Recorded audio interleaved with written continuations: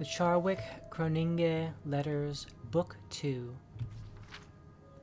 3 Last Seed, 3rd Era, 411, Telerun, Morrowind. My good friend Charwick, I only just last week received your letter dated 6 Suns Height, addressed to me in Sadrith Mora. I did not know how to reach you before to tell you of my progress finding Hadwath Nethwea, so I send this to you now, care of the lady you mentioned in your letter, the Lady Elizabetta Morling of Wayrest. I hope that if you have left her palace, she will know where you've gone and can send this to you. And I hope further that you receive it in a timelier manner that I received your letter. It is essential that I hear from you soon so we may coordinate our next course of action. My adventures here have 2 acts, one before I received your letter and one immediately after.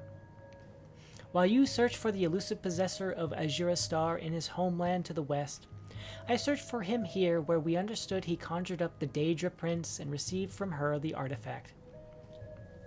Like you, I had little difficulty finding people who had heard of or even knew Nethwea. In fact, not long after we parted company and you left for the Iliac Bay, I met someone who knew where he went to perform the ceremony, so I left at once to come here to Tel Arun. It took some time to locate my contact, for he is a dissident priest named Minarath. The temple and tribunal, the real powers of Morrowind, tend to frown on his order, and while they haven't begun so much of crusade to stamp them out, there are certainly rumors that they will soon. This tends to make priests like Minarath skittish and paranoid, difficult people to set appointments with. Finally, I was told that he would be willing to talk to me at the Plot and Plaster, a tiny tavern without even a room to rent. Downstairs, there were several cloaked men crammed around the tavern's only table, and they searched me to see if I had any weaponry. Of course I hadn't. You know that isn't my preferred method of doing business. When it decided that I was harmless, one of the cloaked figures revealed himself to be Minarath. I paid him the gold I promised and asked him what he knew about Hadwath Nethwea. He remembered him well enough, saying that after he received the star, the lad intended to return to High Rock. It seemed he had unfinished business there, presumably of a violent nature, which Azura Star would facilitate. He had no other information, and I did not know what else to ask. We parted company, and I waited for your letter, hoping you had found Nethwea and perhaps even the star. I confess that as I lingered in Morrowind and never heard from you, I began to have doubts about your character. You'll forgive me for saying so, but I began to fear that you had taken the artifact for yourself.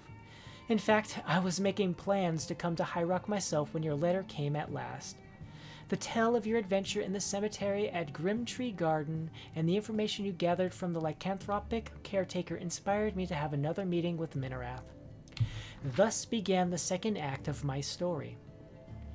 I returned to the Pot and Plaster, reasoning that the priest must frequent that area of the city to feel so comfortable setting clandestine meetings there.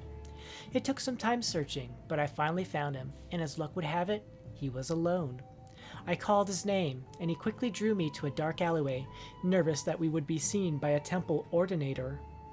It is a rare and beautiful thing when a victim insists on dragging his killer to a remote location. I began at once asking about this fellow you mentioned, Nethwea's mysterious patron, Baliasur. He denied ever having heard the name. We were still in that easy, fairly conversational state when I attacked the priest. Of course, he was completely taken by surprise. In some ways, that can be more effective than an ambush from behind. No matter how many times I've done it, no one ever expected the friendly man they're talking to grip them by the neck. I pressed hard against my favorite spot in the soft part of the throat, just below the thyroid cartilage, and it took him too long to react to my lunge and try pushing back.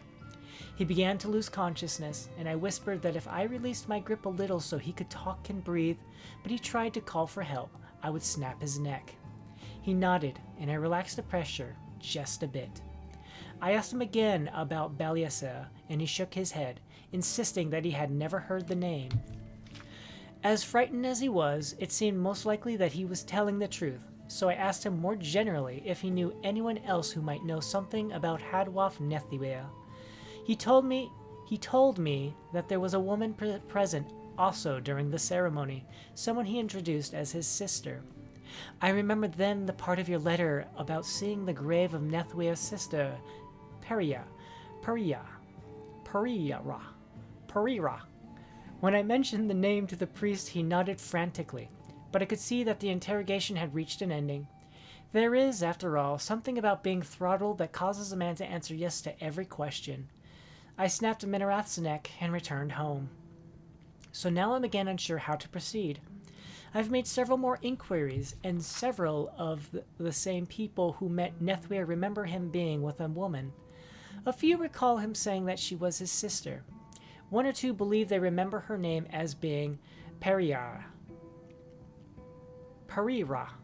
though they're not certain. No one, however, has heard of anyone named Beliasur. If I do not hear word from you in response to this in the next couple of weeks, I will come to High Rock, because it's there that most people believe Nethwia returned. I will only stay here long enough to see if there are other inquiries I can make only in Morrowind to bring us closer to our goal of recovering Azura's star. Your friend, Koniinge.